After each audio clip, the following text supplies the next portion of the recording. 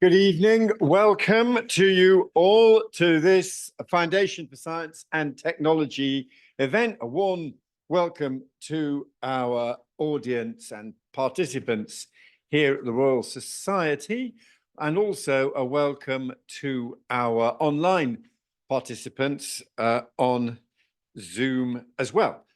Today we are talking about safeguarding trust in science, the role of research integrity, and indeed we're very grateful to the UK Committee on Research Integrity for supporting this event.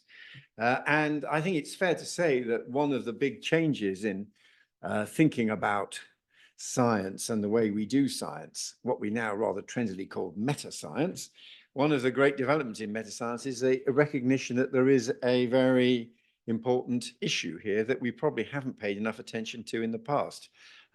For me, showing up most vividly in the sheer challenge of reproducibility of results, which is one kind of measure of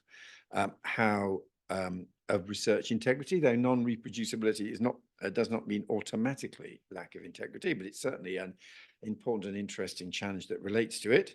And so we want to know exactly where we've got to in the UK debate and what more needs to be done. We have 5 excellent speakers.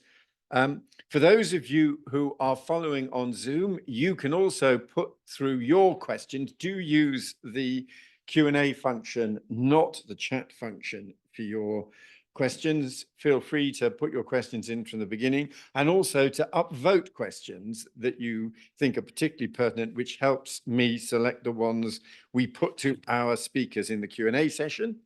We're going to begin with a double act, which makes sense because we have the 2 co-chairs of the UK Committee on Research Integrity, Professor Andrew George, who is an immunologist who spent much of his career at Imperial College in London, and also Professor Rachael Gooberman-Hill, who is the other co-chair and is director of the Elizabeth Blackwell Institute for Health Research and Professor of Health and Anthropology at the University of Bristol. And I remember them both coming to speak to us at UKRI board a year or 18 months ago, and very important and enlightening it was. So first of all, let's hear from our 2 co-chairs, and then we'll move on to our other speakers.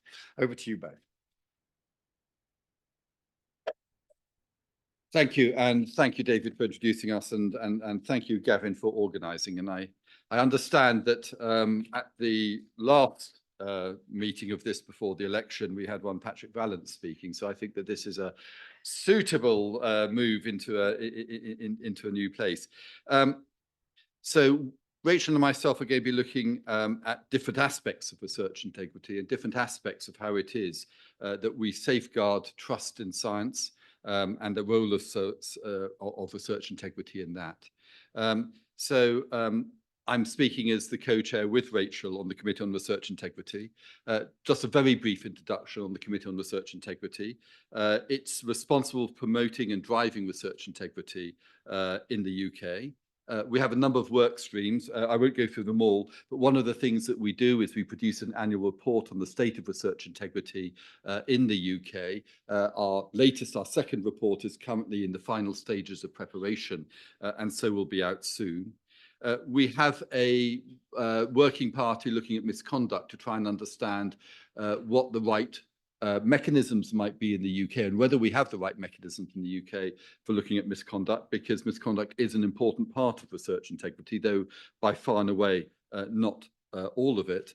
And we have some work that will be coming out soon on the indicators on research integrity and looking also at the role of artificial intelligence in it.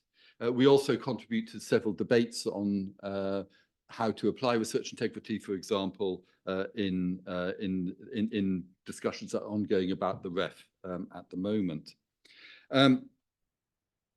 What we do is we build our research on the Concordat to support research integrity. And as this is a foundation for what we're talking about the rest of this evening, I thought it was worth spending some time looking at the principles of research integrity outlined in the Concordat. And these are principles that are designed not only are designed really to ensure that the research that we do is excellent and high quality. And I think that the important thing that we need to also get across with research integrity is, as David talked about, reproducibility is a really important part of some aspects of research integrity in some disciplines, but also we need to be thinking about how we do excellent research in all disciplines. And the principles of research integrity include honesty. So that is, for example, honesty in fairly describing the conclusions of the research that we do and what the data we get, what that actually shows. Rigor, which is, if you like, how well the research is done almost in a technical sense. Also transparency and open communication, making sure that we are clear about describing the research we've done, how we've done it, and also any conflicts of interest and other things. Care and respect, and that is care and respect not only for the participants in research, if we're using human participants, or indeed animals, if we're using animals, or the environment, but also, I strongly believe, care and respect for other members of the research community and people that we work with and people that we interact with. And also accountability, to really know who is responsible for what and for different aspects of the research enterprise. Now, these cover all disciplines. However, they've got to be interpreted in different ways. What rigor means for a medieval linguist will be different from what it means for somebody working in CERN, for example. And so clearly, we've got to be thinking about these in different ways. And also, different disciplines have different norms about certain aspects of these things. If you look at things like publication, authorship, then what philosophers consider to be acceptable in terms of that is very different again from subatomic particle physicists who are working in CERN. And that is something that we have to think through and balance as we do our work. But also, I think it's worth pointing out, especially for this audience in the Foundation on Science and Technology, that these principles are actually really useful when you start talking about collaborative work where you are talking about the translation of work between academia and government, or academia and industry, or indeed industry and government. Because it's understanding these and using these to communicate transparently, for example, what it is that people have done, with honesty, what people have done, with transparency about the different motivations that the different players might have, is something that we believe can be of benefit in that translation process of science, that iterative process where research finds practical applications.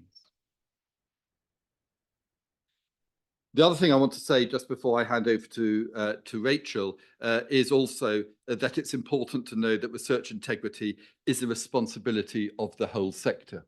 And the whole sector includes individual researchers, but also research performing organisations, wherever they might be, the funders, the publishers, the regulators, and professional and learned societies. And one of the things I've really noticed on the Committee on Research Integrity is that there sometimes is a tendency amongst people to do that. And to actually say it's all the fault of the publishers, or it's all the fault of the funders, or if only the universities would do this, then everything would be okay. And it's not. This is actually a system process. And when things fail, they often fail at those interactions between these various bits of the system. And so we've got to look at this, that while each of us have our own responsibilities in all of this, the funders, the publishers, the organizations, the individual researchers, and I would also argue perhaps increasingly importantly, where we're standing in the Royal Society, professional and learned societies, for enunciating what rigor, for example, might be in different disciplines. While all of these have their particular roles in research integrity, it's actually how the whole system works, which determines that the research that we do can be the very best that we can ask for. So this leads now to the link between research integrity and trust. And I'm going to pass over now to Rachael to take us into this area. Thank you.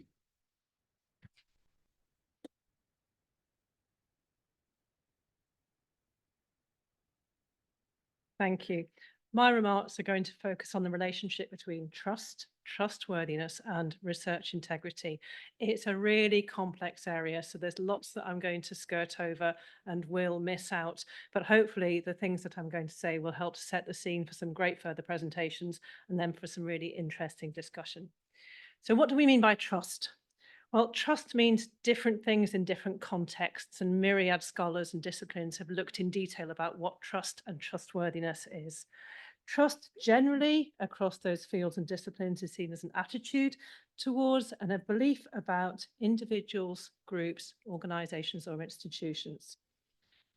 Often fields will divide trust into thinking about interpersonal trust, trust between individuals on a one-to-one basis, or trust between an individual and an institution, and then trust between or about groups, institutions, areas, and fields. And that's where science comes in. So if we think about science as a field, we're thinking about trust at a large scale level.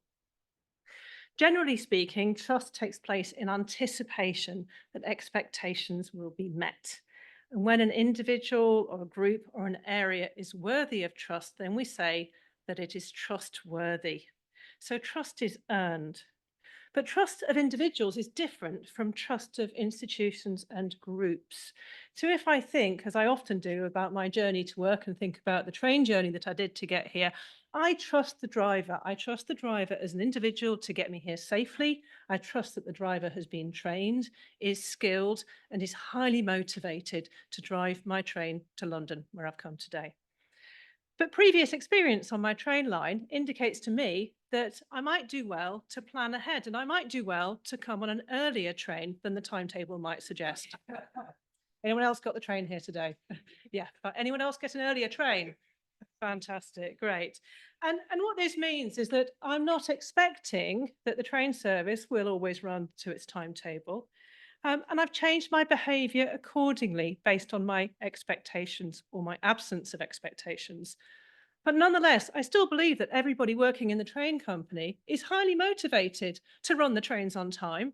I understand that they're highly motivated to work with health and safety at the forefront of their thinking, and they're highly motivated to get me here to London on time. So I believe that there's a difference between thinking about the individuals that we place trust in and thinking about the organisations, the institution, and the groups that they work in.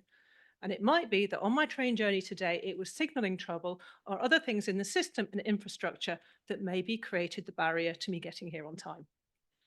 So the difference between individuals and institutions and how trustworthy we find them to be plays out in the evidence that we have available to us about trust in science and scientists. And as you would expect in the world of research, there's myriad evidence, there's surveys, there's questionnaires, there's in qualitative research all conducted to understand what members of the public and other scientists think about science. And in the UK, that evidence indicates to us quite clearly that trust in science and scientists is stable. Sorry, I've just opened Microsoft Word. Oh, can you see email on screen? No. Okay, good. Okay, I can see somebody's email on screen. Okay, fantastic.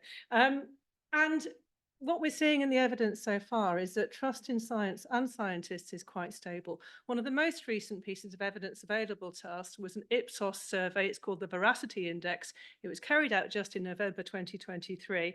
And that shows to us quite clearly that scientists, professors, and engineers are among the most trusted professions in the UK today.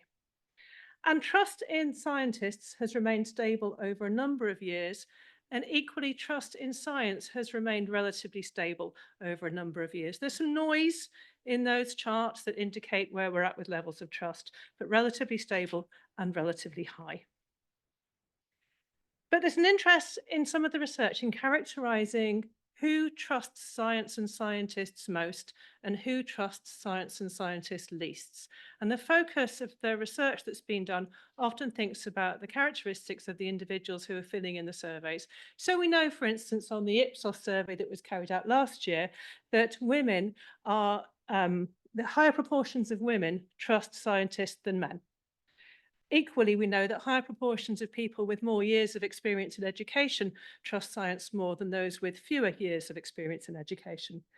So there's quite a lot of detail in the science that we know about science. There's a lot of detail that we need to get under the surface of. But the information we have also tells us quite a lot about people's views of science, but we need to know more about what we do within science to support its trustworthiness. So if I loop back to the principles of research integrity, and I think a little bit about what it means to deliver science and research with integrity and what that means in support of trustworthiness, I can immediately click through the 5 principles and think about what we might do as scientists that can support trustworthiness in the science that we do. So we know that being honest helps to support trust in science. We know that being honest not only about the findings that we have found, have delivered, but also if we're honest about the limits of our knowledge and the boundaries of our knowledge, and honest when things change, that supports trust in research and in science. Equally, we know that if we're rigorous in the science that we do and we make that rigor really transparent and clear, that also supports trust in science from people outside of science as members of the public, but also from people working within the science ecosystem. We know that openness and transparency in the work that we do, including transparency about what can't be open, really helps to support a sense that science is doing the best job that it can. And equally, delivering care and respect throughout our entire research ecosystem and making lines of accountability visible and clear helps to support trust in science. But integrity is good for science in and of itself. It's not fair to suggest that integrity is a lever or a driver of trust in science. That's not what research integrity is for. Research integrity is there to make science as good as it possibly can. And it's really important we don't see integrity through a lens of instrumentality. I'll leave it there for now. There's lots more detail about trust that I could talk about. Thank you very much.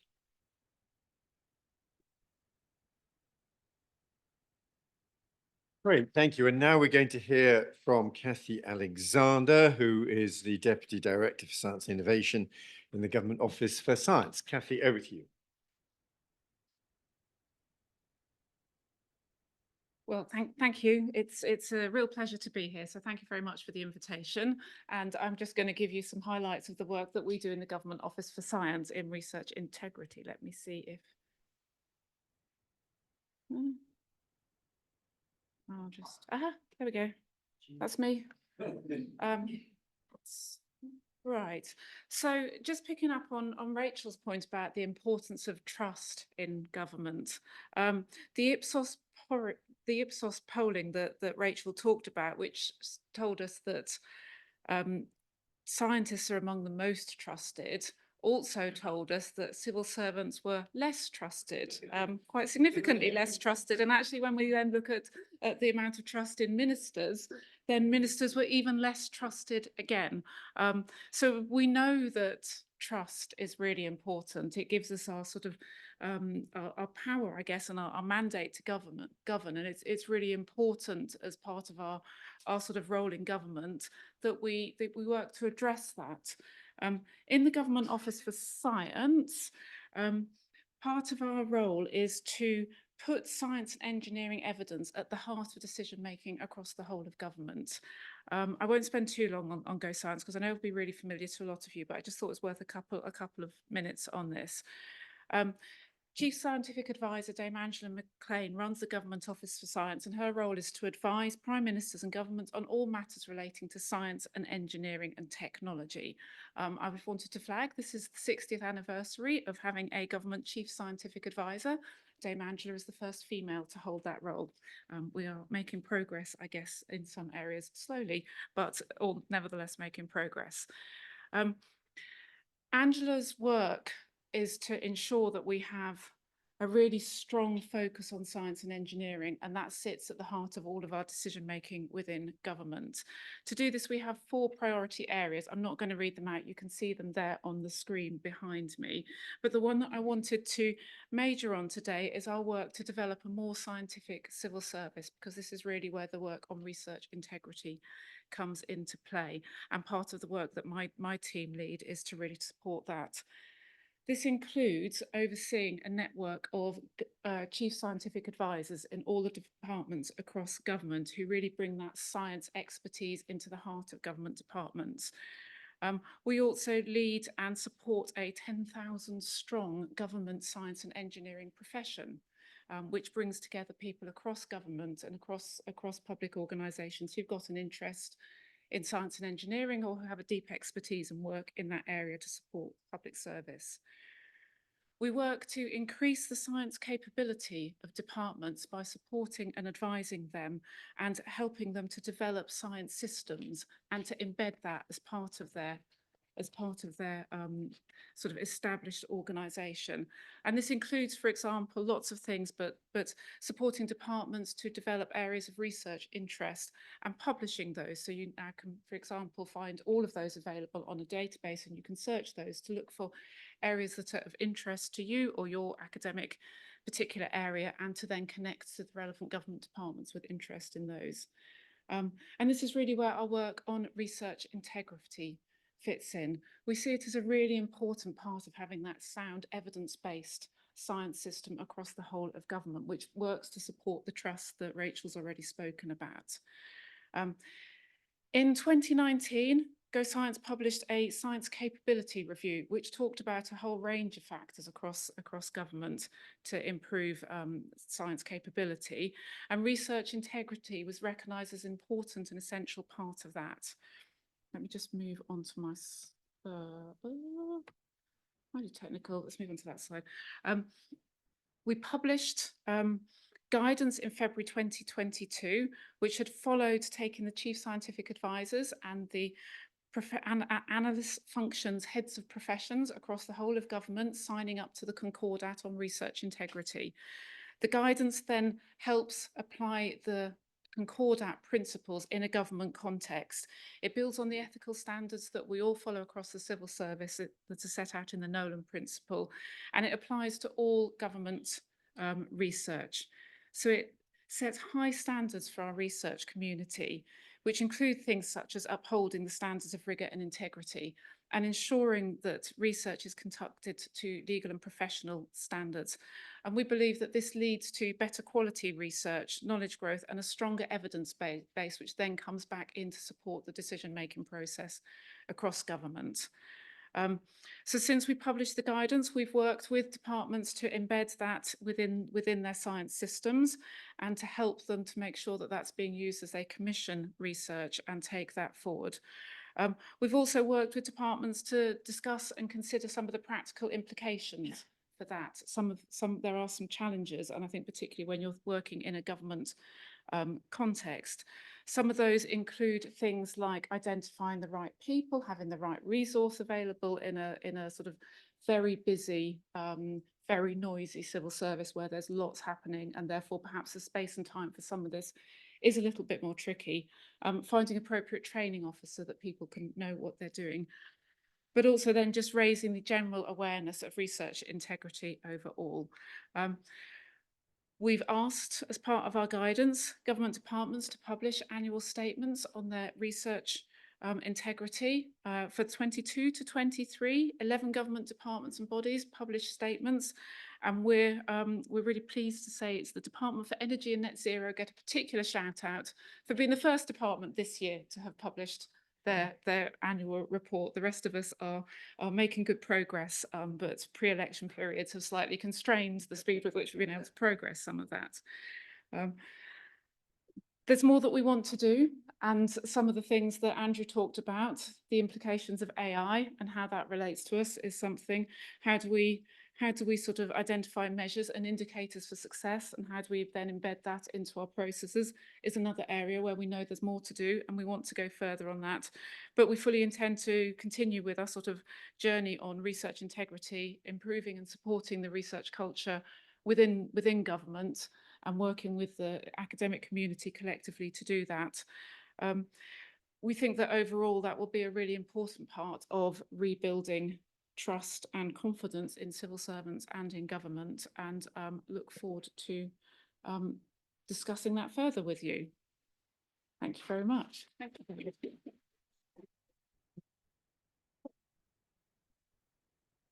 Thank you. And we now turn to our fourth speaker, Professor Christopher Smith, who is Executive Chair of the Arts and Humanities Research Council, previously Professor at the University of St Andrews and Director of the British School at Rome. Christopher, over to you. So thank you very much indeed for the invitation to be here. It's absolutely brilliant to be thinking about this, which is an area I think I probably want to say that I've been on a journey myself. I was thinking to myself about what's happened to research integrity in my lifetime. I think when I started off as a classicist, by the way, we got our notions of research integrity kind of by osmosis. I think one of the most important things that we learned research integrity about was from reviews, book reviews, which at that stage, 100 years ago, one of the most important aspects of the knowledge economy. Much less so now, and that's quite interesting because we kind of understood that we put a lot of time as a senior academic into book reviews. We also got it from stories and sort of those apocryphal stories. So we knew that you had to be careful about the way that you did things, from stories like the no doubt apocryphal tutorial, where the student stumbles through reading an essay and stops halfway through and says, "I'm so sorry, sir, I can't read this person's handwriting." How different it is now when we look at the framework which UKRI has, for instance, alongside the brilliant work of UK CORI, and I want to pay tribute to Andrew and Rachel and all the members of that committee for the work they've done. So we have our own policy on governance of good research practice, and that guidance forms part of our grant funding terms. We're a signatory to the UK Concordat to Support Research Integrity that we've been hearing about. We are part of a Concordat working group that's looking to ask the research sector to participate in a consultation to shape revisions to the Concordat, which closes on the 22nd of July. And I've been told to say, closes on the 22nd of July. Get your answers in. And there are a whole range of other things that we're doing. And obviously, out in the future is REF 2029 and the way that that will shape the ecosystem that we've already heard about. And we're also training people in a way that's rather more systematic than the one I've described for myself. For instance, the Future Leadership Fellows have an enormous amount of training and resources available to them, an annual conference which addresses issues of research integrity and open access. A session by the UK Research Integrity team represented here to discuss how to instill global confidence that UKRI funded research is of high integrity and to identify efficient and robust indicators of all this. Now, I could spend the rest of my time adding more detail, but I was told to do two things. So one, less is more, and two, encourage a conversation. So here I'm going to go slightly off-piste. David's already mentioned one really fascinating axis of the conversation about reproducibility versus transparency. And we've also heard some of those classic comparative things. You know, what you do as a philosopher is not the same as what you'll do as a particle physicist. And I want just to think about whether that's entirely true. So one of the changes that has happened, I think, is that we've moved from a notion of research integrity to a notion of researcher integrity. And the integrity of a researcher, it seems to me, to be quite similar, whatever you're doing. And in fact, one of the things one might say about arts and humanities in particular is this, as it has become more of a team game rather than an individual game, it's had to learn researcher integrity in a new way. And I think that's very good for us. But I think there's something else, which is quite a lot of the time, what we do is we talk about research integrity of science, and it's sometimes the case that when we say science, we mean that very British Anglophone, very narrow version of science, and we've lost the notion of scientia, the broader notion of science.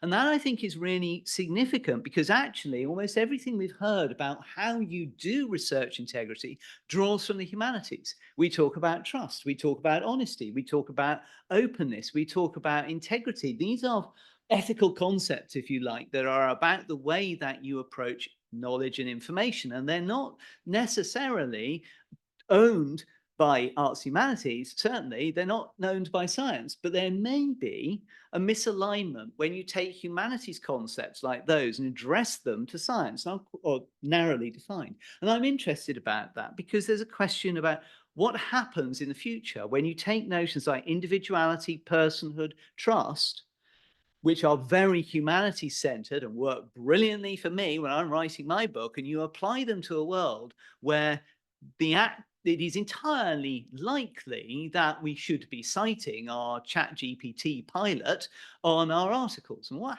happens when we take those notions and put them together? Where's the problem? Where's the friction, and how do we resolve it? So I'm going to conclude, what's the future of research integrity? I'm going to be a bit challenging. I think that actually what we need to do is to hang on to that very broad notion of science. Because actually one of the problems with the narrow version of science and thinking that that has a particular kind of integrity is that it misses its social context, and it misses all the problems that those of us who look at knowledge and think epistemologically know underpin that idea that there is such a thing as a fact that is indisputable. So hanging on to the notion that science is really big and really complicated and involves lots of things might help us to actually tease out what isn't a straightforward thing. And here are a couple of last three things. First of all, we might need knowledge professionals to help us through this. One of the most trusted professions across the UK are librarians. Now, we must look after our librarians, I think, because they are our data nauts. You've got astronauts and so on and so forth. Librarians are our data nauts. They help us actually understand not just the data that's in front of you on the Excel spreadsheet, but they begin to unpack all of that information about how it got there, how it arrived at us, what the mechanism of arriving at that knowledge is. And the last thing I'm going to say, we mentioned meta-science. One of the things I find most striking about meta-science is that it ought to be a social science informed enterprise, and actually it very frequently isn't. And so I'm going to say what we need is more meta-humanists in meta-science to actually really land the message that science is something very complex that is constructed by us to talk about ourselves. And that might help us understand research integrity in its fullness. Thank you.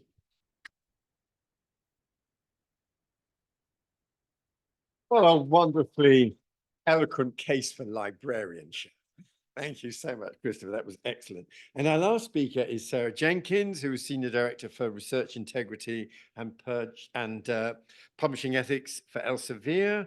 And before she worked at Elsevier, she has worked with editors and learned societies in medical sciences. And we very much welcome your input. Sarah, over to you.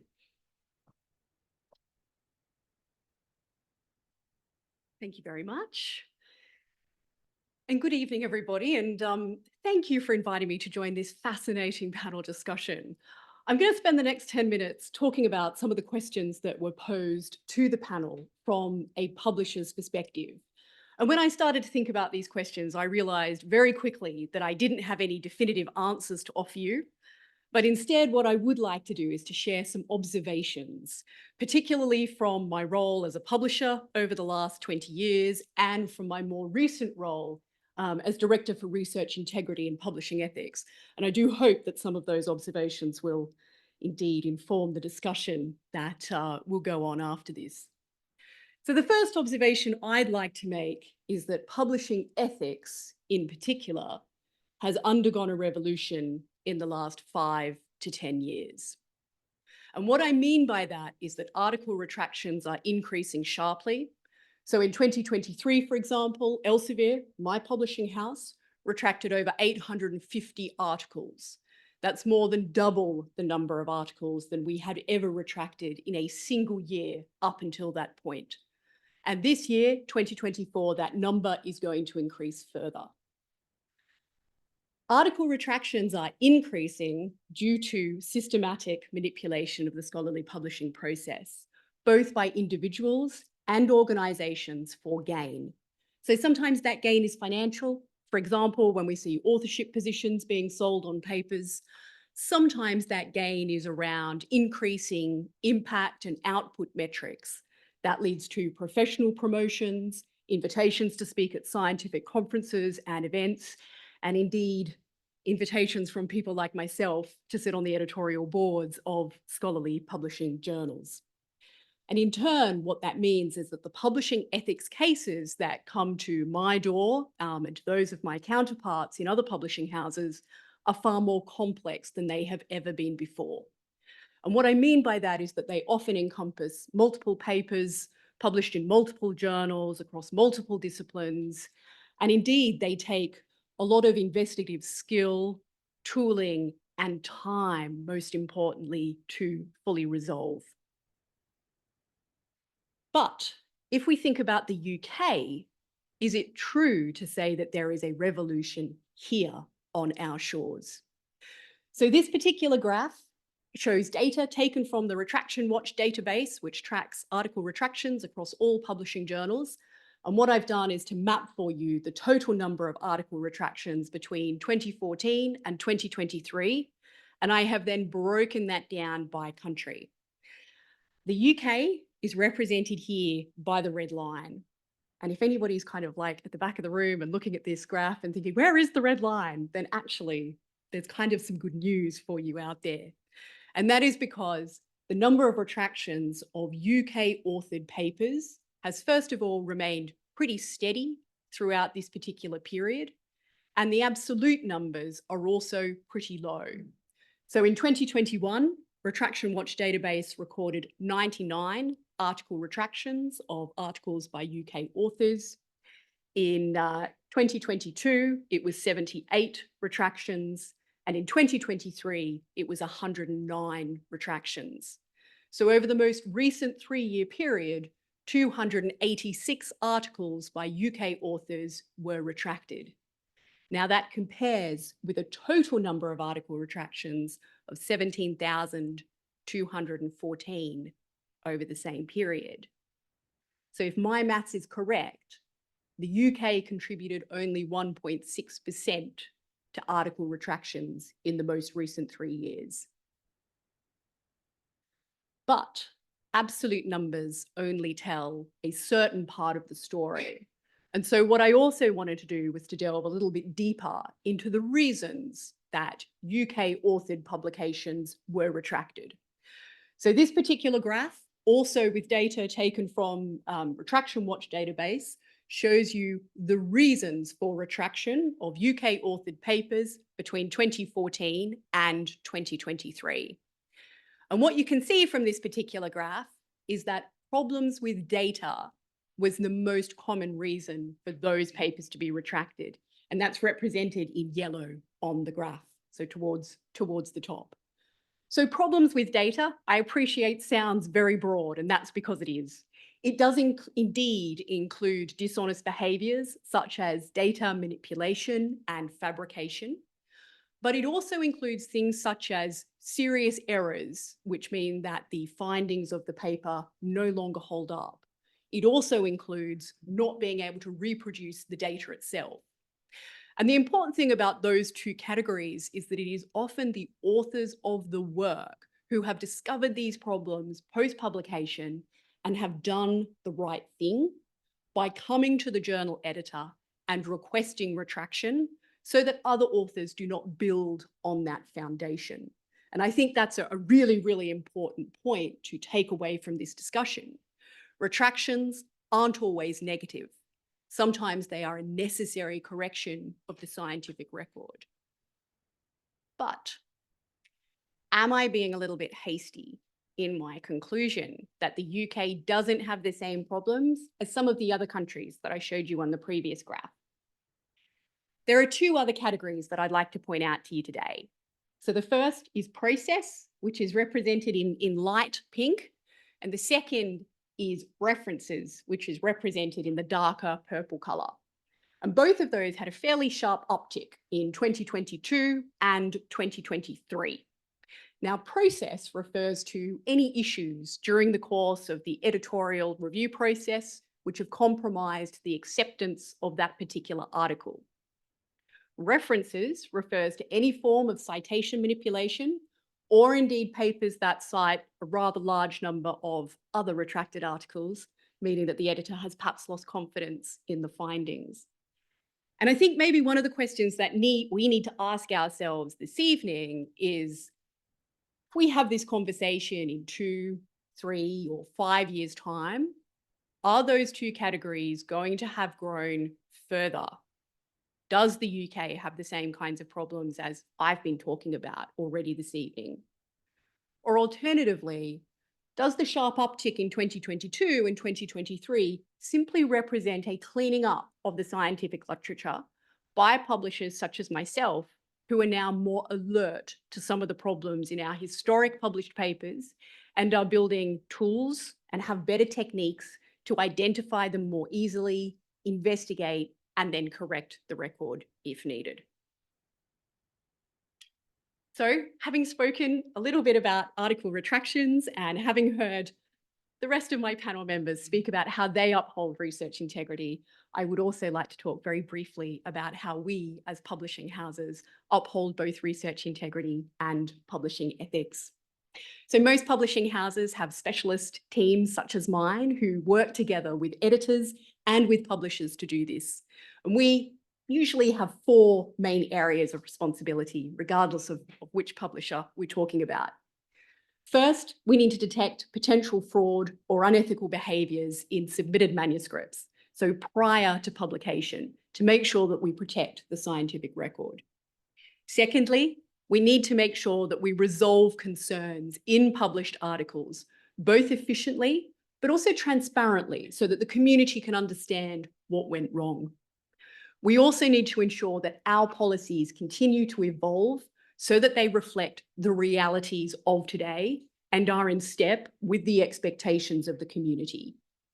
And finally, and I think this is something which is very new to all of us, we need to collaborate. We need to make sure that we share not just kind of informal data, but that we share technology and expertise across different publishing houses. So as I come to a close, one click too far. The thought that I wanted to leave you with is, I think it would have been really easy to end my talk by flashing up a slide with lurid headlines of publishing ethics breaches. There's a lot to say, whether it's about paper mills, whether it's about controversies in Alzheimer's disease research, whether it's about some of the scandals in room temperature superconductivity, for example. But I didn't want to do that, because I think the central message that I think many of us on the panel have tried to impart today is that science does a huge amount of good out there. And the UK is in a rather unique position in that we have been able to keep breaches of research integrity and publishing ethics, which is what I'm primarily here to talk about, to a minimum. And so perhaps part of the discussion that we can have is, what does make the UK so unique? And is there anything that we can impart to some of our colleagues in other countries? Thank you very much. I invite our panelists up for the next. That's right, there you are, Sarah.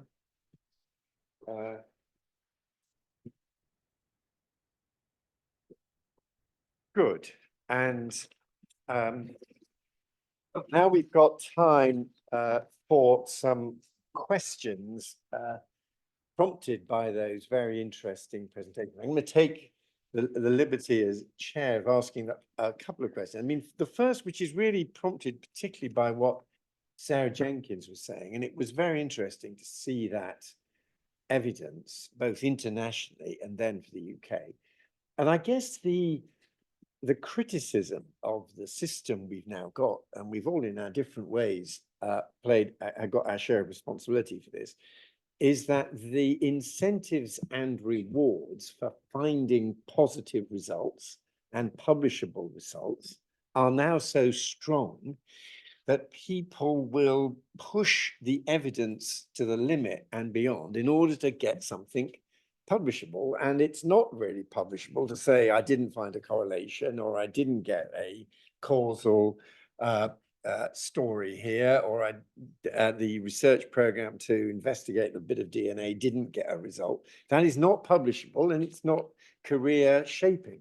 So I think some people in the research community might say that the voice that we haven't yet heard this evening is the researchers under enormous pressure to move on and move up by getting results.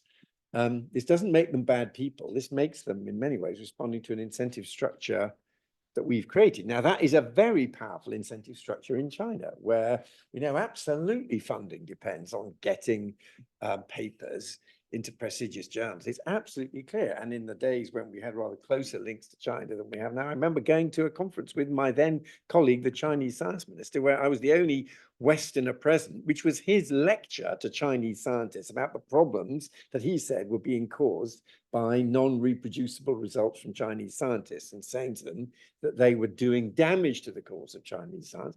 But equally, he was presiding over this kind of incentive structure. So perhaps, Rachel, we might start with you, because isn't that a real problem, which ethical statements on themselves won't resolve if the incentive structure is shaping behavior? Yeah, and because incentives do shape behavior quite thoroughly and fully in many different ways.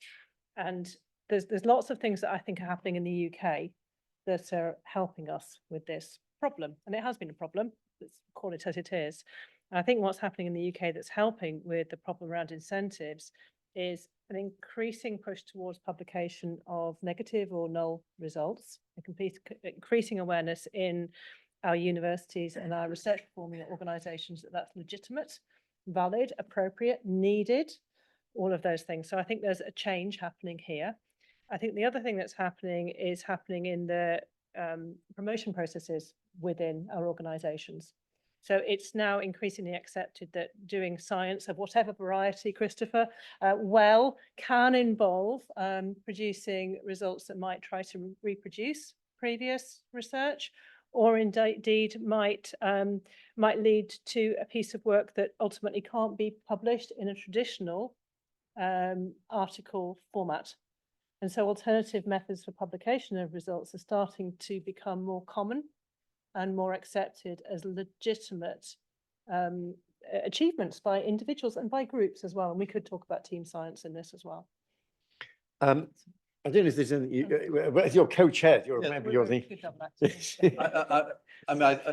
David, I think, it clearly is a problem. I was at we were running a workshop for some early career researchers the other week, and the pressure that a lot of early career researchers feel under to succeed in a very narrow sense of the word succeed can be problematic, no doubt about it. And I think one of the things is that and I think Rachel's already picked on some of the things that we need to do, and I think some things like DORA, the looking at responsible use of metrics in promotion and appointment processes, is something that I think all of us as a community need to push and need to advance. I also think I could be a bit old-fashioned and say that one of the things we need to do is try and recreate why people entered science or research. I didn't enter science or research to publish papers. I entered science and research to push back the fountains of knowledge. And we have forgotten that. And I think that that's something that we need to get right in our education system.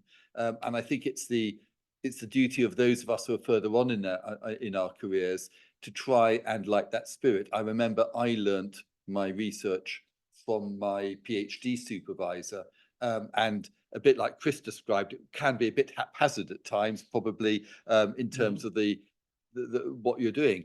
But I remember my first year of my PhD, we did some research that showed a fantastic result, and we'd written the paper, we were about to send it off, and she said, let's just do one more experiment, and we showed that it was total rubbish. And that was one of those moments where I grew up as a scientist, because I actually learned about the purpose of science, and it wasn't about publishing papers. And so I think that some of us, we've got to recapture that. We've got to recapture that, and that's an individual responsibility for us. Thank you. I'm going to move on now to Christopher, because actually following on from this, the question online that's been upvoted the most is from John Wood, and it's as follows. In the past, there was a suggestion that research scientists took something like the Hippocratic Oath for medics.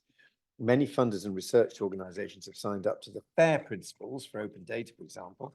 Is there an appetite for exploring something along these lines? If you want to, especially as that is a classical example, though I think the economists think the Hippocratic Oath was really something in restraint of trade rather than a great moral principle. But the are you what do you think of the case for a Hippocratic Oath on research integrity?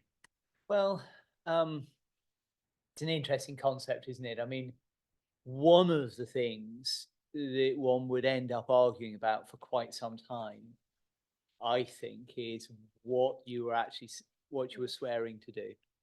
And I think that the worry would be that, but by the time you'd spent about a century arguing over what exactly you were signed up to, that you might not have lost it. I think that there's something else, though, which is about the increasing use of declarations in publishing, which I think publishers have driven very successfully, and I pay tribute to the publishers for this. That there's quite a lot now, which in particular subject areas, you have a particular kind of declaration which is appropriate to your subject. And that, I think, is a useful way of us thinking about how discipline by discipline, we find the right kind of declarations. So I think that's probably a customary move towards discipline-specific declaration would be better than a single Hippocratic Oath. Mm-hmm. Sarah, I mean, your fascinating evidence really helped stimulate this line of inquiry. Your comments on this, and I think in a way you're rather optimistic interpretation of where we are in the UK. Yes, I think we really are in a good place actually here in the UK. So when I first started kind of getting the data out of the Retraction Watch database and really looking to see whether or not my instincts were on point, first of all, I was very pleased to find that they were, and that actually the total number of retractions here in the UK is very, very low. I was obviously very disappointed to see that in other countries they are very, very high. But that's one of the reasons why I thought it would be a very interesting discussion to have this evening about what it is in the UK that we do in particular. And one of the points that I often hear when I discuss research misconduct or publishing ethics breaches, and particularly when I discuss systematic manipulation of the scholarly publishing process, a lot of people in other countries will say to me, look, it's a career survival strategy. So if I am going to get promoted, I need to be publishing a certain number of papers. Now, just imagine if I'm an incredibly busy medic in a very large hospital, I don't have the time to conduct research. I don't have the resources to conduct that research. And maybe I haven't received the training on how to conduct that research properly. So how am I going to be able to produce the number of papers that I need in order to get promoted? So I think most people do not want to manipulate the process in the way that they're doing it. They certainly don't want to be paying other people to manipulate that process for them. And make no mistake, that is what is happening here.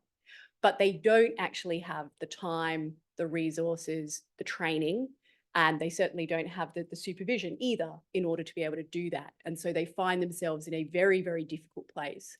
And I think that is something that the UK has done exceptionally well, actually. That there is another, that is an example, or some can lead to another form of pressures on research integrity, which is that fascinating esoteric area of authoring and ordering of authors, which varies between different disciplines, has a fascinating set of conventions. So if there's someone who is a powerful figure in a department, right, and wants probably in these circumstances normally is his name to be at the beginning or the end of the paper, not buried in the middle of it, and in different countries, those pressures are greater. How is that? What's the research integrity? How does that research integrity issue get handled? And would you regard it as part of your job to think about the ordering of names, or is that really something, and I'm going to turn back, is that really something that has to be dealt with before the paper arrives on your desk? Exactly that. So I think the important thing to remember about publishers is that we see papers at the very end of the process. So by the time we see a submitted manuscript, all of the research has been done, all of those years of hard work in many cases, preparation of the manuscript itself. We can only see a very limited slither of information when that manuscript comes through to us. And so a lot of what we do is on trust. If there is, you know, a list of authors on a paper in a certain order, we have to trust that actually that accurately represents what has happened. We always say, though, these kinds of things have to be decided really at the start of the research project itself. And there are so many problems with authorship. So some of the most knotty problems that we deal with are around authorship disputes. Who should be on a paper? Who should not be on a paper? What order those authors should be on the paper? And, you know, every year we hold a number of papers kind of in limbo whilst authors try and resolve this themselves. But it is something that really has to be done right up front. And it's something that we always kind of share with our early career researchers to try and do that if they can. Cathy, you're in the chief scientist's office. Are these the kind of issues that you regard as part of the role to help resolve? So I think what we do is we're advising across the whole of government, and we're advising our colleagues across government in how best to plan and publish their sort of research requirements and how best to then deliver that research. That will then nearly always go out to other people to actually do that research for government, and then the results come back to us. So I think we would as part of that process have to put trust ourselves in the people who are bidding for and therefore securing and being successful in taking forward that research. Now I'm going to let's collect some questions. I'm going to try and collect some more intervention. You may want to come back on all this, but let's have some questions from our participants here. Yes, I see a question over there. Thank you. Andrew Mackenzie from the Physiological Society. What role do you see REF playing in improving research integrity? And in particular, what would you like change for the next REF to improve the situation? Well, I think that is another very quick, and it actually gives me an opportunity to come back to our co-chairs. Yeah. Because that was something that I remember UK Boyd came up. So Rachel, your comments on REF. REF's really important. It enables robust peer review of UK research. So it's a really positive thing. And our view from the committee is that it's doing great work and really helps us to demonstrate the quality of research in the UK. It's expert peer review process, and that's really vital.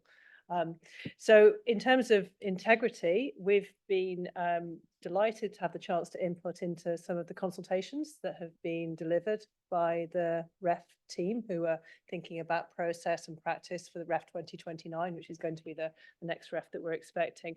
But you asked what we might change and what we'd like to suggest. And what we've suggested to the REF team already is that it's important that guidance goes out in a timely fashion to members of the research system so that everyone can work out how to put their submissions together to showcase to the best of their ability the great research that they're doing. So that's really important. So integrity in the processes itself. The other thing that we think it's important for integrity and thinking about integrity in the submissions themselves relates to paying due care and attention to thinking about how submitting institutions can demonstrate that the research that they carry out within their walls is in line with standards of integrity. And we don't believe that research can be excellent unless it has integrity. But we don't want to suggest that there's additional bureaucratic burden placed on submitting institutions. So what we're suggesting is that some of the existing mechanisms that are in place to assess research integrity could be put to good use and good function within REF. So that might include the annual statements that institutions make in relation to their research integrity practice.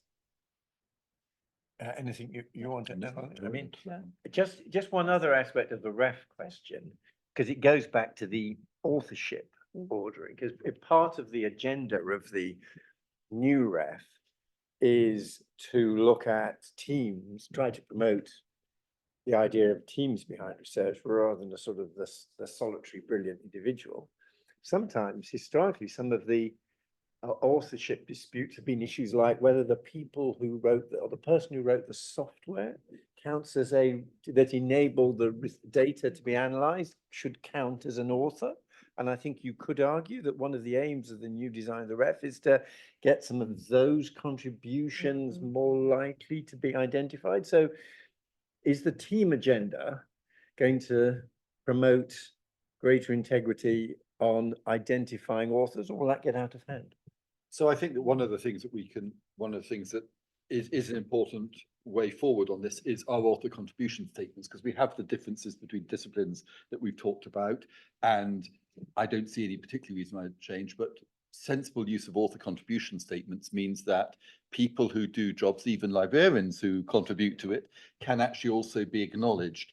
I also think that there does need to be a mindset change in the way in which we do research. And I think academia here can learn a lot from industry, where academia, we still have this concept of, we're seeing all of these portraits around us of great scientists, which is telling us that science is about an individual's brilliance. Actually, science and advance is normally about teams doing good work and advancing things.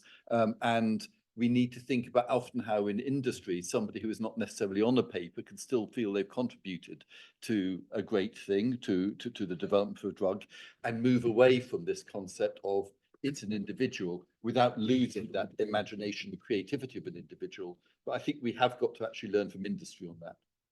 Thank you. I'm going to collect a couple more questions and then turn to our other panelists. Yeah, I think we're going to get a little bunch here. We'll start in the front row. Yes, here we are. Thanks. If you could identify yourself. Richard Kitney from Imperial College. There's been a lot of talk about reproducibility this evening. I want to know what the panel feels about replicability, particularly in relation to industrial translation, because that seems to me to be extremely important. If research is going to be applied in industry, replicability is going to be very important, or is very important. And sorry, just are you making a subtle distinction between reproducibility and just flesh that out? Okay, so reproducibility means, well, I'm going by the definition of the National Academies in the United States who looked into this. So reproducibility means that you use the same data and you use the same code to see if you can get the same results. Replicability means that you carry out a separate experiment or a separate study where you can potentially use your own methodology, but following the methodology of the previous people and your own code. Thank you very much for clarifying that distinction. Now, I think there was another. Yes, lady there. So I'm Maria Hernandez Fuentes. I have a double, I used to be an academic and now I am working in industry. So I have double vision. I wanted to ask about peer review, because obviously there is a lot of pressure now to contribute to peer review. And I wanted to ask the panel whether it should be remunerated, it should be publicized, it should be, how do we make it as good as it should be to enable research integrity? Thank you very much. I'm going to, if I may pause with those two questions, I'm going to start at this end and work along the panel. Sarah, especially because I saw a figure that something like 40% of requests for people to do peer review, you don't get an answer. Absolutely. So tell us about peer review and about reproducibility. No, it would be a pleasure, first of all, to talk about peer review. So I think you've hit upon a really hot topic. So when I speak to many of my editors, that's exactly what they say. Trying to get a peer reviewer who is adequately qualified and does have the time can sometimes take upward of 20 invitations. So there's enormous strain on the peer review pool that we have. I think it's beholden on us as publishers to try and make that process as easy as it can be. And indeed, I think that some of the things we're doing around that can also promote research integrity and good publishing ethics. And what I mean by that is the traditional peer review process. Well, back in the day, it used to be a printed manuscript sent through the mail, you type up a report, send it back. And actually, when publishing was digitized in the early 2000s, that format was actually copied. It's just that everything happened by email, and then later on it happened with online submission systems. What I think a lot of us are now doing within publishing houses is thinking very much about what the experience of a peer reviewer should be. So first of all, how should you receive that manuscript, in what format? And then how should you be annotating, for example, adding your comments to the manuscript? So one of the problems that I was talking about a little bit earlier was around citation manipulation. And often what happens is that a peer reviewer will prompt citations to their own work for the author to include.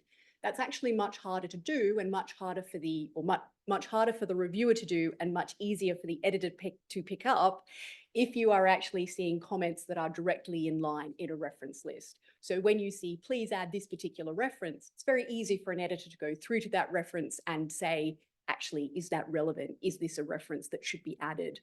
And what we're also hearing from our reviewers is actually they like doing it that way. It's much easier. It's a much more interactive experience. It's something that can be done on a mobile device, whether that's a tablet or a phone, something that can be done on the move. And so I think that's really a big responsibility of publishers to do that around peer review, to make it much easier. In terms of reproducibility and replicability, I think that publishers play a huge role in that. First of all, it is around guidance to authors. So making sure that authors include all of the elements that are necessary in their manuscript for both reproducibility and for replicability. That includes not just depositing data sets and linking to them in the manuscript, but it also means linking to code, for example, and thinking about how we might containerize code so that there's not all of the dependency hell that you go through as you try and rewrite code. So I think publishers can do that also through things like reporting standards, making sure that methods are sufficiently detailed. There are a number of journals, for example, such as Cell, that kind of have a specific format for methods, so that somebody can very easily take the methodology of another researcher and can kind of apply that to their own practice, and then of course publish those papers back in the journal. So I think for me, publishers play a really, really big role there, through guidance and through good editor practice as well, making sure that authors comply. Thank you. Christopher? So half of my intellectual feet belong in archaeology, which is classically the discipline that destroys itself as it goes through. You can't dig a site twice. So I'll leave that. I think it's a very important point, and that others will respond to it better. I want to say something about peer review, because this comes up a lot. We've seen no evidence in UKRI, as far as I know, that paying for peer review would improve either the take up or the quality. And I think that in a constrained financial system, it'll take some convincing for us to think that if we divert our very our resource, paying peer reviewers, that without evidence that's actually going to improve what comes back, that would be good value for money.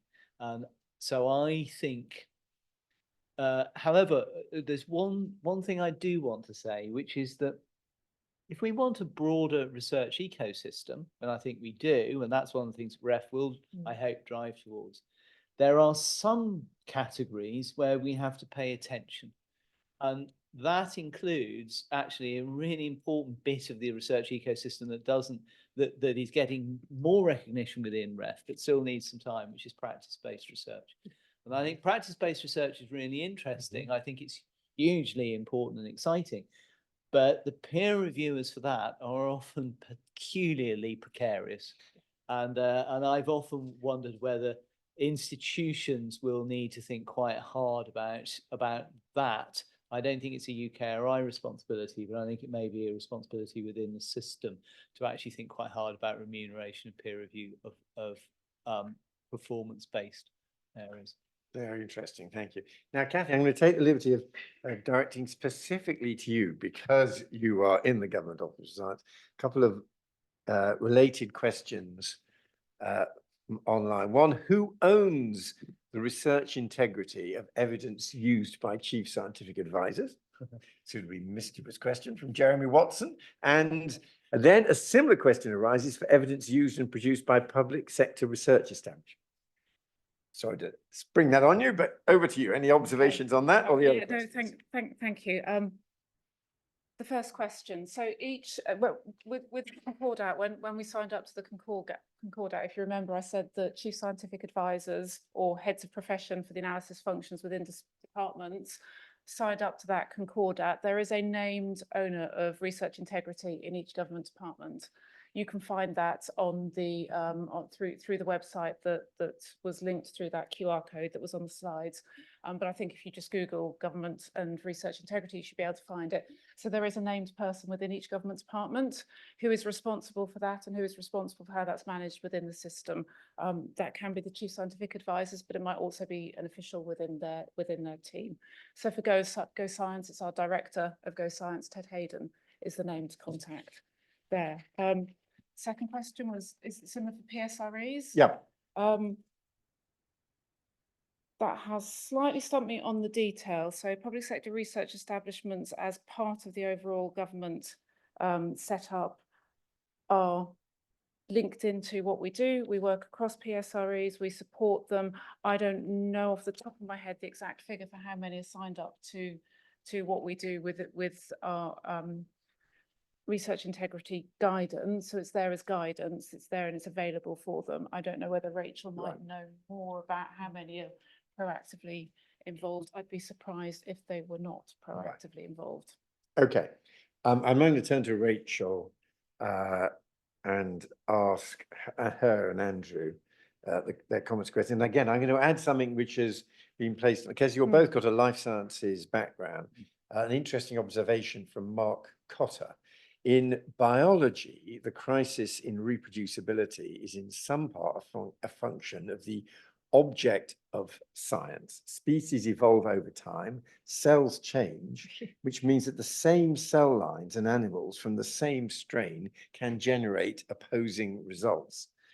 In addition, the absence of standards compromises comparability. And I have actually met him, and he has made this point to me. Almost literally, evolution can happen on the Petri dish, and the results start changing as a result. So if one of you wants to add in observations on what Mark said, should we start with Andrew, and then we'll come to you.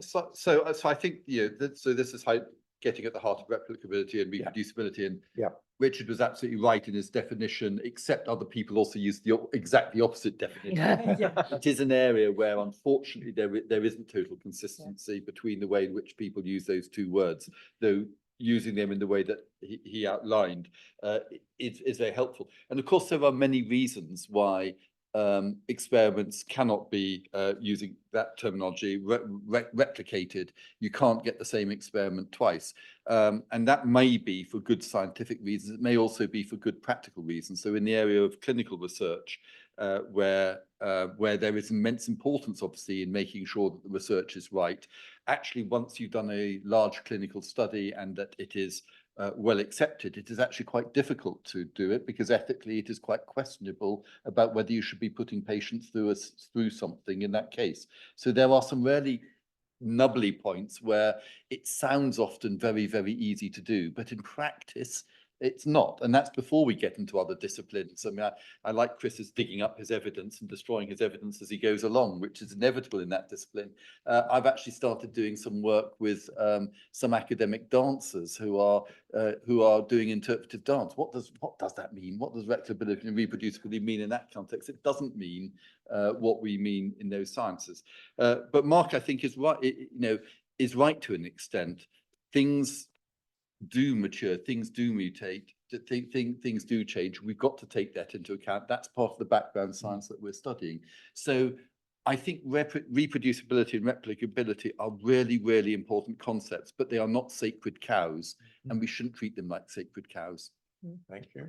Rachel? And to add to that, I mean, I work very closely with life scientists, but I come originally from a social science background, and laboratories, of course, are social spaces, with everything that means in terms of who's working in them, the change that happens over time, the development in thinking about how you do the work and who does the work and how it's done. All of those things change. You'd expect things to change. So the notion that the laboratory is somehow fixed in time and space is not aligned with thinking from social or indeed behavioural sciences. So related to that, I just think it's really important that we again think big. We think about different disciplines, different fields, different approaches. I love the archaeology example. It's great. It would be the same in social anthropology. You wouldn't go back to the same place and see the same thing again, and nor should you. You'd probably be worried if you did. It'd be the same with archaeology. So I think we probably need to take a step back in our understanding of replication, replicability, reproducibility, and just be a little bit more nuanced and subtle in how we talk about it, possibly taking more of a humanities perspective to enable us to do so well. Thank you. Thank you very much. Let's collect some more questions. And I think, yeah, let's, Honora, let's have a question. Thank you, David. I noticed that a word that you'd think might come up hasn't come up. Nobody's uttered the syllables digital. And I think that a great deal of the transformation of communication that has taken place bears very directly on questions about trust and trustworthiness. And I'd love to hear the panel's views on that point. Right. Yeah, we'll collect, I think there's several, but let's collect some other interventions. But your point, Honora, has also come up online, and it's a theme there of questions like from Paul Monks: how much are our structures for research integrity match fit for the coming of the major role of AI?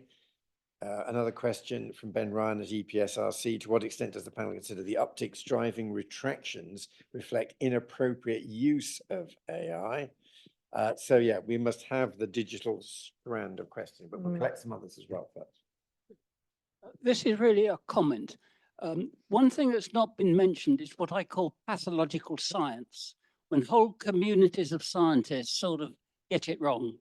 Let me give you in my subject area. So in your, sir, in your subject area? It's called field electron emission. It's about electron sources and ion sources used in machines. And accidental ones. Here are some examples. Paper 2 physical review from CERN underpredicts this effect when they're trying to validate their experiments. Someone writes a paper on a silent drone, underpredicts the range. Someone, it goes on. There are other types of examples. So in one paper, I detect a discrepancy between theory and experiment of 10 to the power 16. In a paper... That's personal politics. That's bad. That's bad. In a paper from Los Alamos Laboratories, which is a nuclear development laboratory, discrepancy of 10 to the 9 in a paper. Right. We understand the point that can become a collective wisdom that is not always How do we correct. solve the problems? How do we solve the problem? Yes, behind you. Yeah. Thank you. So I was just Julia Black. Julia Black, social scientist, president of the British Academy, so humanities and social sciences. One of the so another area which I would just want to sort of ask the panel about is the issue of research ethics and how that plays into research integrity. And also, to what extent do you think different disciplines understand, respect, and should respect different norms of research ethics? So the classic one, for example, is psychologists and deception. For psychologists, deception is fine of your participants if it, furthers the purpose of the research, etc. For economists, then they wouldn't. Then it's a complete anathema. In fact, somebody once told me that they wouldn't even have a psychology student in their research set in case that psychology student had been deceived in the past, which I thought probably if they'd just been a human being, they would have been deceived in the past, actually, but still. So I just wondered how the differentiation, A, the relationship of research ethics and integrity, and B, the differentiation between different standards of ethics across the different disciplines is well understood and then plays back into, as I say, notions of research integrity across on a holistic basis. Let's put that. Julia's question reminds me of one of the great upsets in Parliament when MPs discovered that some political science researchers had sent them questions from invented constituents to try to compare their answers, which had passed the integrity requirements, and it was thought to be essential for this research that the characters be invented in order to have a rigorous experiment. But when the MPs discovered they were on the receiving end of letters from apparent constituents who had been invented by social scientists, all hell broke loose. And I can remember the request. Greg Clark and I were asked, because we were both backbenchers then, to go and find a way forward. And of course, we then told the politicians that sometimes the evidence they were citing in debates had itself been secured using the very techniques that they were now unhappy about. So yeah, what is research integrity in a context like that? But you've said that, and also those other questions about sort of conventional group wisdom, and Honora's question as well, the digital challenge. Let's start the other end. So Andrew. Yeah, could I start with the research ethics, because one of my other roles is been involved in research ethics in medical and healthcare research. And one of the things that I often have found myself doing is listening to psychologists and social scientists and other groups who complain vociferously that the biomedical model of doing research ethics has been transplanted and been applied willy-nilly to all forms of research. And that actually things like, for example, deception is something which the medical profession, because of the way in which medical ethics are set up as a service, actually find deception really, really difficult because it's very much against the counter, and yet it is a well-recognized tool. And I think that there is a debate to be had there. There's also a debate, which David's point, I think, also in a way points out, which is you've also, I think, got to consider the situation in which you are doing your research and think about the ethics within that one. So, for example, I think if you are operating within a biomedical sphere, that there is a presumption then of the people who are participating in the research, whether they know it or not in this case, that certain rules will be followed. So what is the connection between research ethics and integrity? So I think research ethics is a subset of research integrity, that you need to, if you look at the care and respect line on research integrity, that is actually about a lot about research ethics. I think research ethics can be broader, but I think in this case, I would see it as being part of it. So for me, that's a really key one.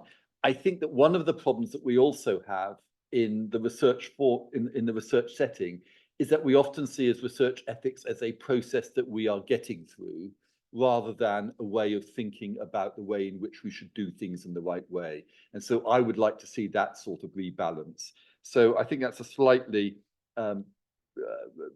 varied answer to your question, but hopefully it picks up a few points. Shall I also pick up the science community of scientists bit? Because I think that is, I think that there's some important points there.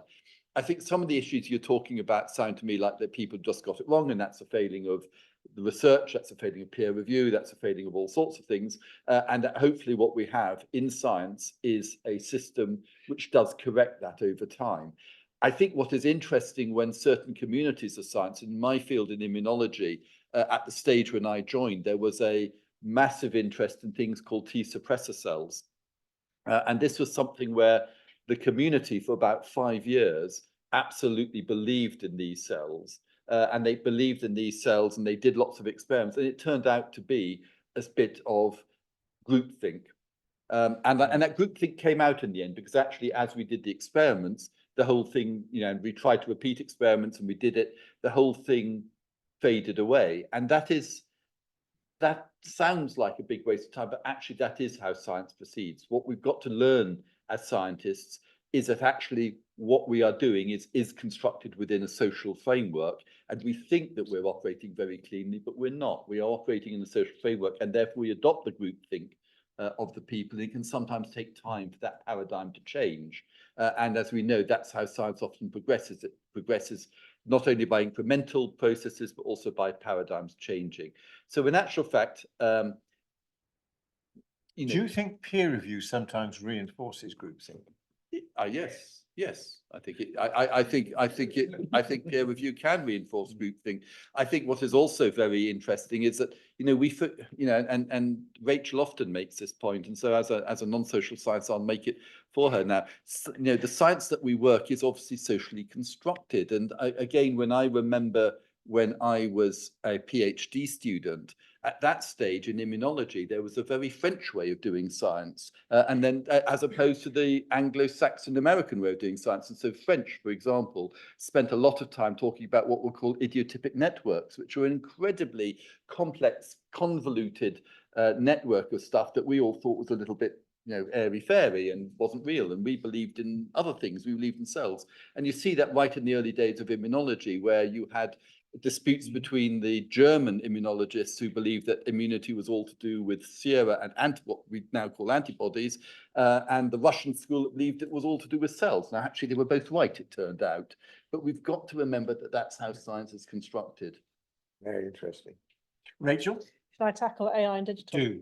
Very good. Yeah, and a lot of questions about this online. Yep. So there's a couple of questions in there. There's a question about digital and trust and trustworthiness, and a question about whether we're ready for AI. And may I say, in relation to trust and trustworthiness, I completely defer and submit to Honora O'Neill's expertise on trust and trustworthiness, and commend to you her writing. And I think there's a video that you have online as well, which is fabulous on the topic.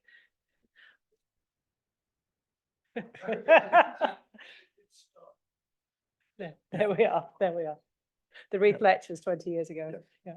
So, but then if we think about whether we're ready for AI, my resounding answer to that is probably no in the integrity space. There's a lot of thinking going on, a lot of activity going on, a lot of guidelines being pushed out with great speed. And that's good because people are paying attention to the production of guidelines. But actually, probably what we're missing is a concerted effort to bring that all together into one space so that we are consistent, albeit discipline specific in our consistency, and also joined up. And that joining up, I think, is probably needed not only nationally, but globally as well. So there's lots of conversations happening about whether we need kind of global panels, national regulators, global regulators, how that might all fit into new infrastructure and new groups such as the AI Safety Institute. So the shorter answer is no, we're not ready. There's a whole set of known risks in relation to AI, and they include well-rehearsed discussions about bias, concerns about explainability, concerns about who owns the data, where it sits, the safety of the data. All of those things have been well-rehearsed and discussed at length. So we do need to take more action. And that, of course, always has to be balanced against the fact that AI is being talked about as the current and the new industrial revolution. So it does bring with it fantastic opportunities for science. I'll leave it there. Thank you. Yes, so over to you, Cathy, your observations. Gosh, there's a lot in there, isn't there? And a lot of it, which I would say I'm not an expert to speak on. I think I just pick up on the point about digital and the role of AI, and obviously it's something that's seen as a huge opportunity, but also an understanding that there's lots of challenges that come with that. And Rachel mentions the AI Safety Institute, and there's been a lot of sort of work from government to drive thinking and to try and make some progress in that. But I know that some of the things that we're already hearing from our new ministerial teams coming in is that they want us in government to be thinking about the opportunities and how we use advantages in digital, and how we really make those have traction for the public at large, and how we simplify and how we improve the services that we can offer through sort of capturing all of those digital things.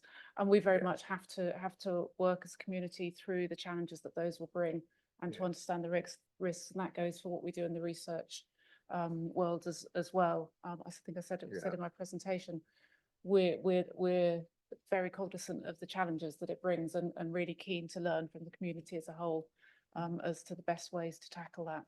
Yes, and of course, a range of AI functions now transferred from the Cabinet Office to DCIT, announced in the last 24 hours. Christopher. It's brilliant to hear so many people actually reinforcing the notion that knowledge is situated, that the way that we understand science is itself a social construct. And I think that helps us a lot through the fact that, no, of course, we're not ready for AI, because we've not yet been able fully to socially construct the world in which AI will take place. I'm struck also by that lovely, notion of communities deluding themselves. Communities have deluded themselves repeatedly in history. There are all sorts of examples of this. So I guess I would say that the answer to all three of the questions, what we do about our unpreparedness for the digital revolution, which goes to the extent even I've heard people say, oh, look, the great thing about AI is you can do peer reviews through it, which would actually reinforce all the problems when everybody said does peer review. Well, yes, absolutely. It would just make it worse. So, that the answers to those problems around the digital, the answers to those problems about the way that communities go awry, which is often because they are self-selecting and monolithic as opposed to sufficiently diverse, which goes towards creating better research ecosystems, more open research ecosystems, and the very notion of the ethics of what it is to construct knowledge and use that knowledge wisely are fundamentally issues about understanding science as something that humans do to humans, with humans, for humans. Forget that really embedded. You take something like, for instance, that notion of deception, which is a very simple word, and you could replace it with imagination or putting yourself into a different place. There are techniques, storytelling narratives that we use all the time when we read fiction, for instance, that would much thicken that kind of description and help us through some of these things imperfectly. And I think that imperfection is something that we need to hold on to. We don't get this right perfectly. We imperfectly progress. Christopher, thank you for those wise words. I'm now going to, as we have actually overshot, I'm going to give the last word to Sarah, but I'm going to add some extra questions to pile on it as well, because several of the online questions are particularly relevant to your responsibilities. So one question is, what do you think about alternative peer reviewing processes, like, for example, Review Commons, where the manuscript is sent for review before submission to the journal? That's where one set of reviews is enough to try different journals. It seems like a reasonable solution that would save time and peer reviewers' workload. Another question, are publishers working to ban people using AI tools for peer review? And a different kind of question, which is, I think, prompted by your evidence. It's because your charts were so interesting. Yeah. That's why you're getting this. That geographical distribution Right. of where the non-reproducibility problem might be. And linked, of course, to the fact that your company is an international international organization. So James Franklin has a question. Would you say we're doing enough to combat, quote, bad science performed in other nations? What are the current challenges and what methods should we be using? And feel free to comment on all the other questions as well. I'm sorry to be burdening you, but I'm giving you the last word, Sarah. Well, thank you very much. And I think I'm just kind of wondering exactly where to start. And actually, I'm going to pick up on a question that was asked a little bit earlier. I think somebody said, are we match fit when it comes to sort of Gen AI and digital misconduct, if you like? And the first thing that I'm going to say is that perhaps 2 years ago, publishers were not match fit when it came to those two topics. We had trouble, I would say, identifying some of the fraud that was coming into our journals, and we had trouble identifying some of the fraudulent papers that we had previously published. And what we've had to do as publishers, certainly over the last 2 to 3 years, is to tread that line between taking advantage of the opportunities that some of these new technologies give us, but also the opportunities that they give our authors, our reviewers, and our editors, and also thinking very carefully about some of the downsides or some of the threats and some of the being careful, if you like, about the way that we apply some of that technology. And I think what that has allowed us to do is to, first of all, think very carefully about the policies that we put in place, particularly around the use of generative AI and some of these new technologies. For example, most publishing houses allow authors to use them. We do not, however, allow reviewers and editors to use them. But what it has also allowed us to do is to think very carefully about the tools that we have that we can apply to manuscripts when they are submitted, and the tools that we have that we can now apply to published papers in our historic corpus. And that allows us, I think, to pick up on some of the problems that we've been talking about tonight in a way that we would never have been able to do before. So coming back to that kind of, are we match fit? Actually, we're probably not 100% match fit, but I think actually we're very much getting there. And I think the reason that I wanted to start with that is I think that it also comes back to some of the other questions that were asked around, for example, alternative models of peer review. Thinking about what we should be asking our journal editors to do, for example, thinking about what we should be asking our peer reviewers to do. The thing that we really want our reviewers and our editors to do is to focus on the science. We don't want them having to think, was this paper done with integrity? Has this particular author followed all of the reporting standards? Have they made all of the declarations that they should have made?